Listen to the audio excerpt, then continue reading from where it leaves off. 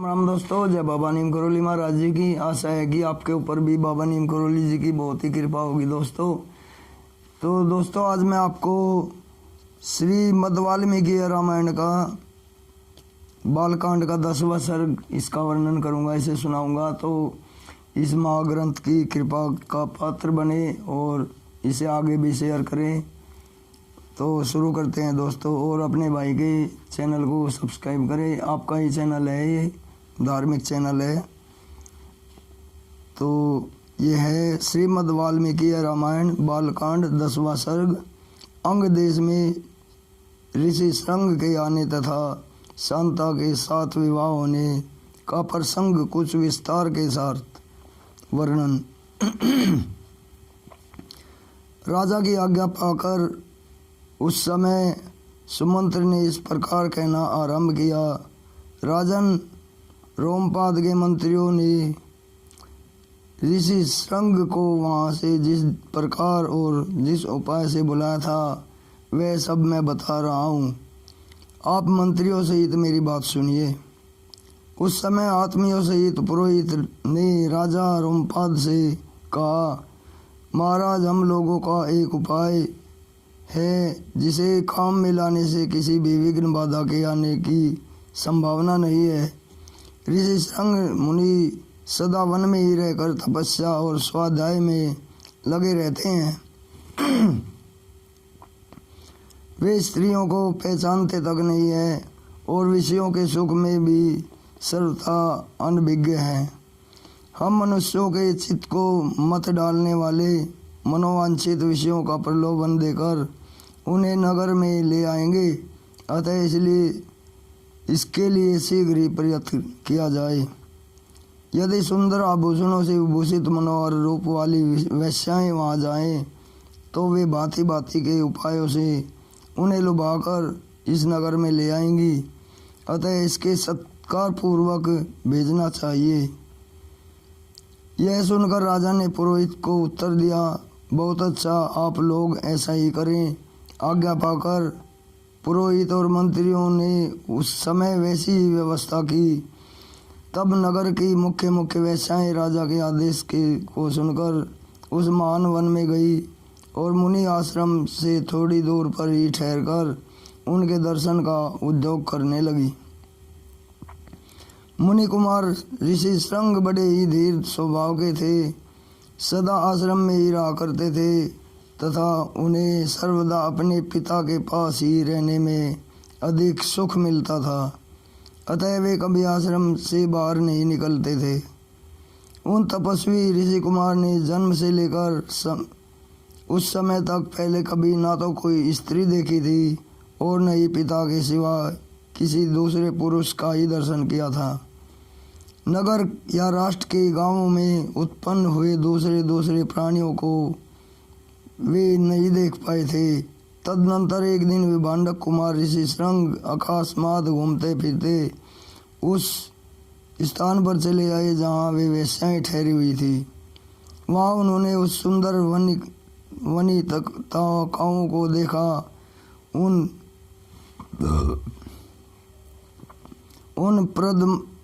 प्रमदाओं को वे बड़ा ही सुंदर देखकर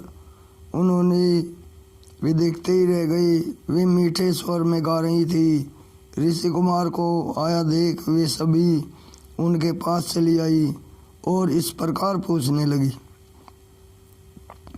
ब्रह्मान, आप कौन हैं? आप यहाँ क्या करते हैं तथा इस निर्जन वन में आश्रम से इतनी दूर आकर अकेले विचर रहे हैं? हमें यह बताइए। हम लोग आपको इस बात को जानना चाहते हैं। ऋषि श्रृंग ने वन में कभी स्त्रियों का रूप नहीं देखा था और वे स्त्रियों को तो अत्यंत कमनीय रूप से सुशोभित थी। अतः उन्हें देखकर उनके मन में स्नेह उत्पन्न हो गया। इसलिए उन्होंने उनसे अपने पिता का परिचय देने का विचार किया। वे बोले, मेरे पिता का नाम विभांडक मुनि है। मैं उनका औरस पुत्र हूँ। मेरा ऋषि श्रृंग नाम है और तपस्या आदि करना कर्म इस भूमंडल में प्रसिद्ध है। यहाँ पास में ही मेरा आश्रम है। आप लोग भी देखने में परम सुंदर हैं अथवा आपका दर्शन मेरे लिए शुभ कारक है। आप मेरे आश्रम पर चलें, वहाँ मैं आपको आप सब लोगों का विधि पूर्वक पूजा करूँगा। ऋषि कुमार जी यह बात सुनकर सब उनसे सहमत हो गई। फिर वे सब सुंदरियाँ उनका आश्रम देखने के लिए वहाँ गई।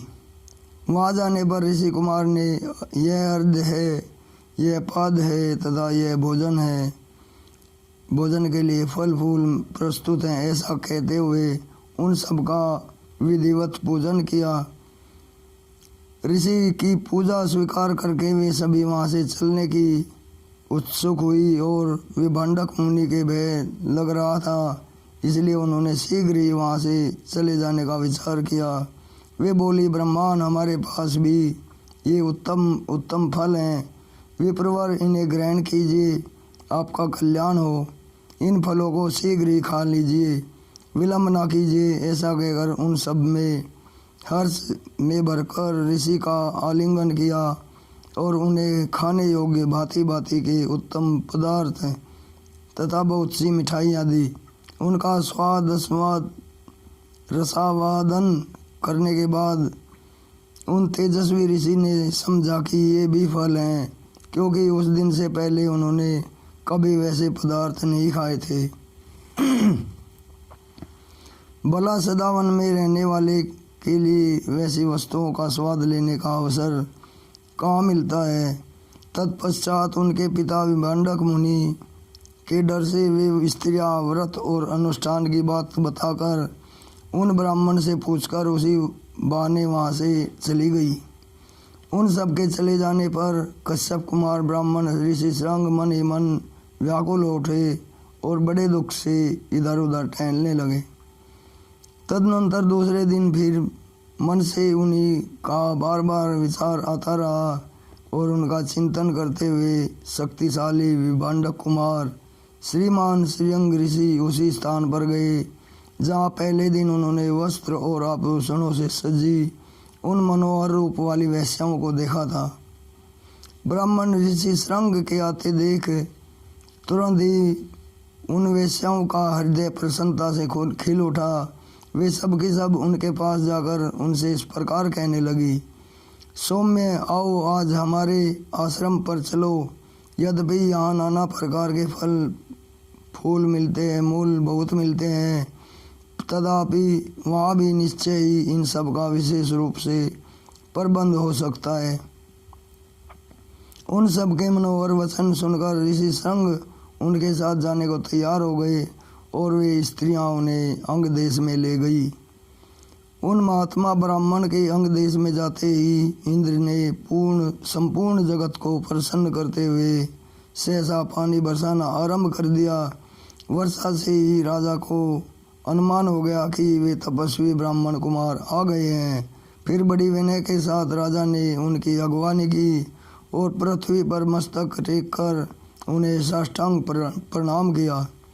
फिर एकाग्रचित होकर उन्होंने ऋषि को अर्घ्य निवेदन किया तथा उन विप्र शिरोमणि से वरदान मांगा, भगवान आप और आपके पिताजी का कृपा प्रसाद मुझे प्राप्त हो।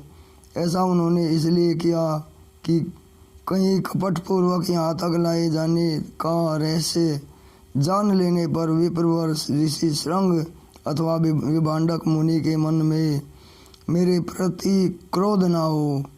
तत्पश्चात ऋषि श्रृंग को अंतःपुरम में ले जाकर उन्हें शांत चित्त से अपनी कन्या शांता का उनके साथ विधि पूर्वक विवाह कर दिया। ऐसा करके राजा को बड़ी प्रसन्नता हुई। इस प्रकार महातेजस्वी ऋषि श्रृंग राजा से पूजित हो संपूर्ण मनोवांछित भोग प्राप्त कर अपनी धर्म पत्नी शांता के साथ वहाँ रहने लगे।